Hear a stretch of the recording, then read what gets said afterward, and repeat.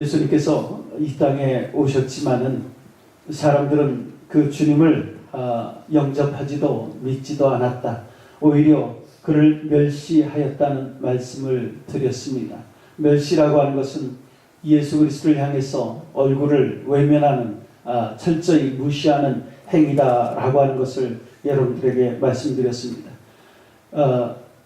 사람들이 예수님을 철저하게 무시하고 거부했던 그 이유는 예수님의 외형적인 그 모습, 다시 말하면 예수님의 인성 속에 감추어진 그 신성을 볼 수 있는 믿음의 눈이 없었기 때문이다 라고 하는 것을 말씀드렸어요. 메시아로서 이 땅에 오실 때에 하늘 영광을 다 감춰두시고 오직 흠모할 만한 것이 하나도 없는 인간의 몸으로 이 땅에 왔습니다. 그렇기 때문에 사람들은 그 메시아를 받아들이지 못했다라고 하는 말씀을 드렸습니다.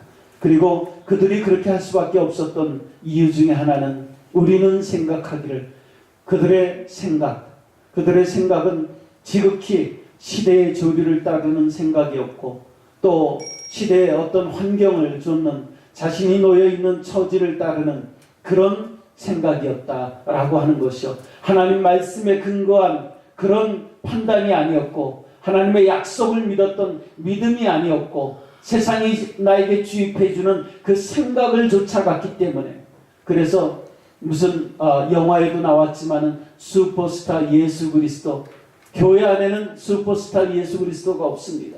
그런 모습으로 예수 그리스도가 등장한 것이 아니었단 말이죠. 그러나 그럼에도 불구하고 그 당시의 세상의 조류, 예수 그리스도는 로마의 압제로부터 우리를 구원해 줄 능력 많은 왕으로서, 그런 사람으로서 이 땅에 올 것이다 라고 생각했기 때문에 그 시대가 그렇게 가르쳐줬단 말이죠. 그래서 우리는 결코 이 시대를 쫓아가는 것이 아니라 하나님의 말씀에 근거한 신앙생활이 되어야 된다 하는 것을 말씀드렸습니다.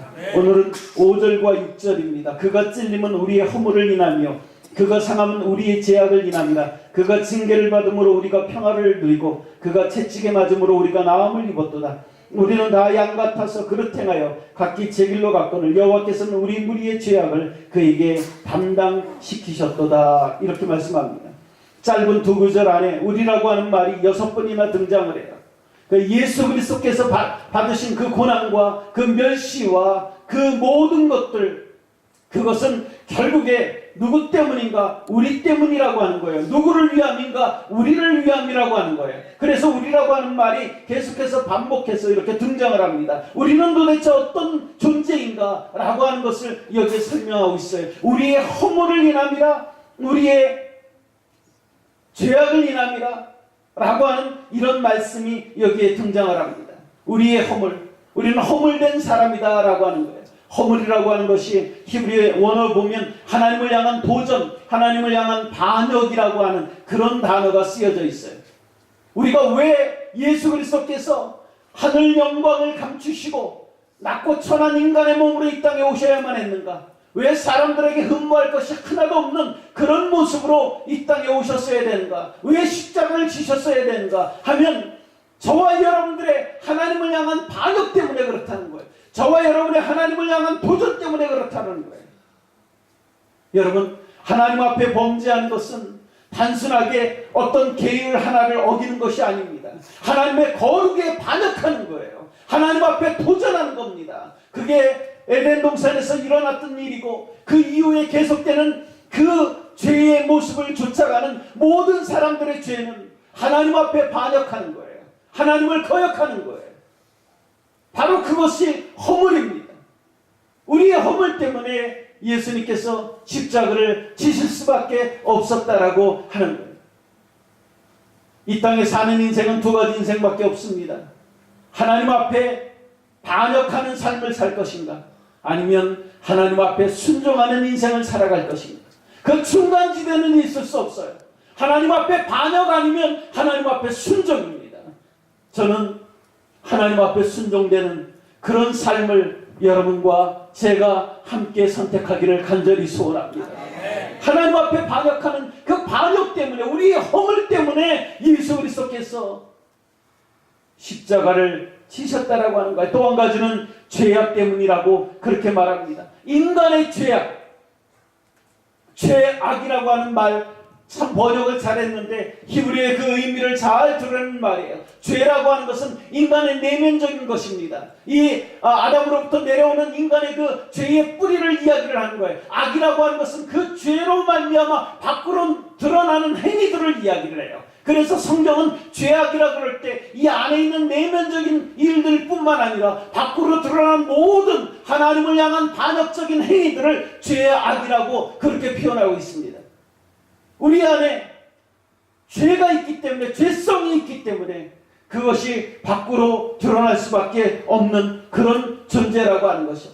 그래서 우리라고 하는 사람은 늘 하나님 앞에 반역하고 늘 하나님 앞에 도전하고 그 죄성을 가지고 하나님 앞에 악을 토하면서 살아가는 그런 존재이다. 그 우리 때문에, 그 나 때문에 예수 그리스도께서 십자가를 지셨다라고 성경은 그렇게 지적합니다. 그 모습을 한마디로 우리는 다 양 같아서라고 표현을 합니다. 양이 뭡니까? 양은요, 무슨 독수리처럼 힘센 발톱이나 날개가 있는 존재가 아니에요. 사자처럼 무슨 날래면서 날카로운 이빨을 가진 존재가 아니에요. 곰처럼 무슨 힘이 있는 그런 존재가 아닙니다. 말처럼 아니면 표범처럼 달리기를 잘해서 쏜살같이 내딛는 그런 존재도 아니에요. 양은 그 어떤 것도 갖지 못한 존재예요. 다시 말하면 스스로가 스스로를 지킬 수 없는 그런 존재입니다.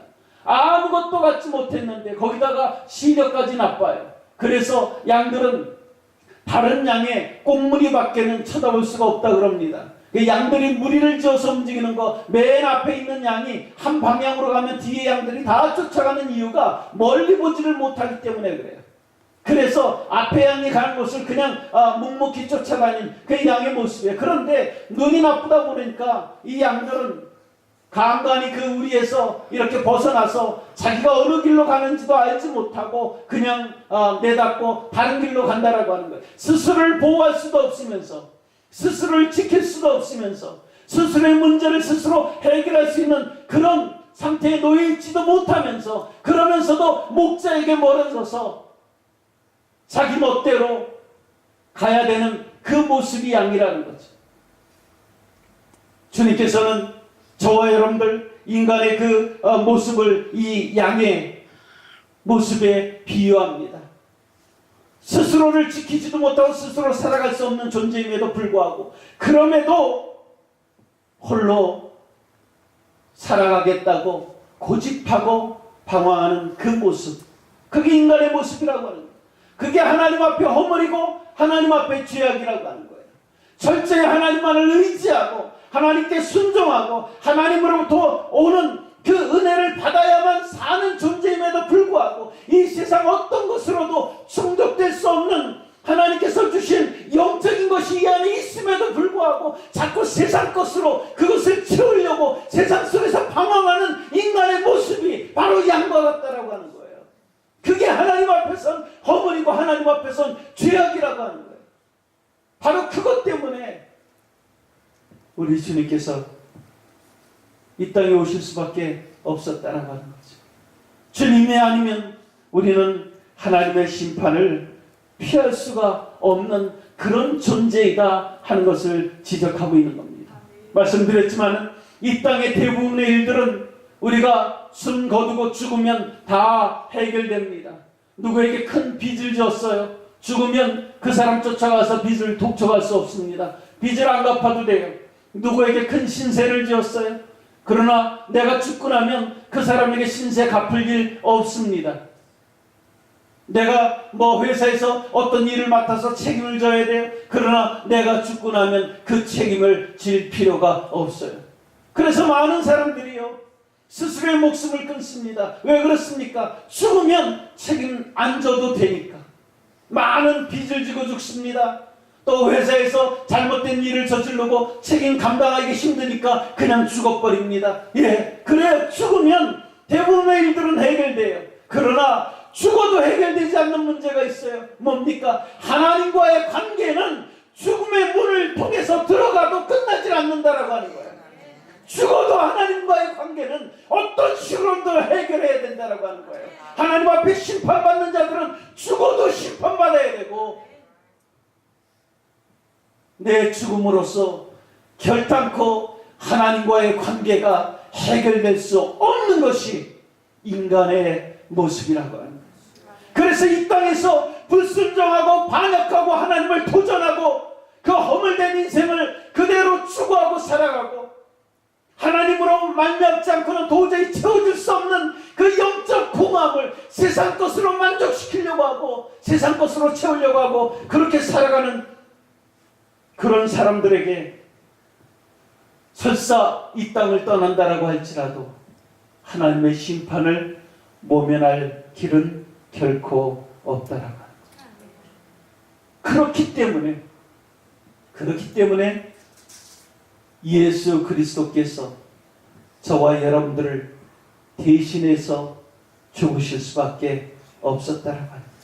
그래서 우리가 살아날 길은, 하나님의 은혜 가운데 다시 들어올 수 있는 길은 이 나를 대신해서 죽으신 예수 그리스도를 영접하는 길밖에 없다라고 하는 거예요. 그게 신앙의 시작입니다.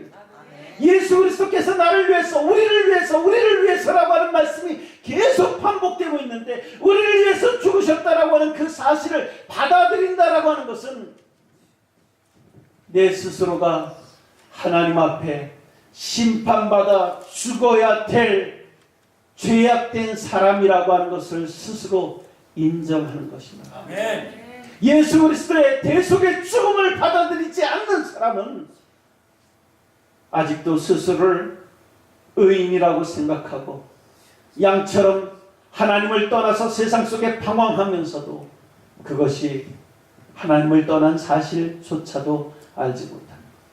우리가 예수님께서 나를 위해서 죽으셨다라고 하는 그 고백을 하는 순간 난 하나님 앞에 철저히 심판받아 죽어야 되는 죄인이라고 하는 고백을 담고 있다라고 하는 거예요.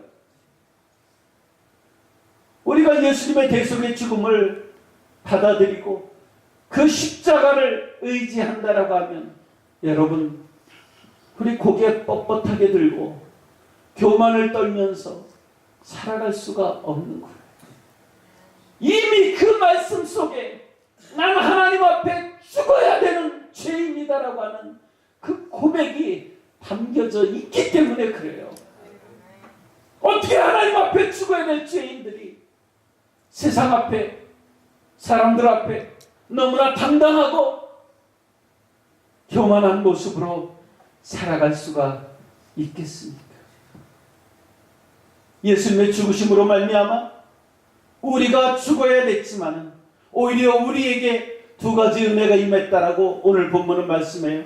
하나는 우리가 평화를 누리고, 그 다음에 우리가 나음을 입었도다. 하나님과의 평화가 이루어졌다라고 하는 거예요. 예수님께서 죽으심으로 말미암아 여러분, 하나님과 화목되지 아니하고 하는 모든 행위는 다 죄악입니다. 하나님과 화목되지 않은 상태에서 이루어지는 모든 일들은 다 죄악입니다. 하나님과 화목되고 하는 것들이 하나님 앞에 복된 일들이라고 하는 거예요. 그래서 이 세상에 어떤 것들보다도요, 하나님과의 화목이 가장 소중한 겁니다. 내가 이 세상에 아무리 의롭게 살아가고 이 세상에서 아무리 좋은 일을 많이 하고 살아간다라고 할지라도 하나님과의 화목이 깨어진 상태에서 살아가는 모든 일들은 죄. 언제나 말씀드렸지만은 옆사람 어깨 두들겨주는 거, 또 누구를 위해서 밥 한 끼 대접하는 거, 또 누구를 힘내라고 격려하는 거, 그것만 놓고 보면 좋은 일입니다. 착한 일입니다. 그런데요, 만약에 여러 사람이 함께 모여가지고 강도질을 하면서, 나쁜 짓을 하면서, 강도질을 하면서 앞에 사람이 힘들어하니까 어깨 주물러주고, 강도질하면서 금고문을 여는데 배가 고프니까 밥 갖다가 먹여주고, 그 다음에 야, 너 이거 금고 딸 수 있어, 걱정하지 마, 그렇게 격려해주면 그게 어디 축복입니까? 그게 선한 일입니까? 그거는 악에 악을 더하는 거죠. 무슨 이야기입니까? 하나님을 떠나서 아무리 우리가 선한 행위를 한다라고 할지라도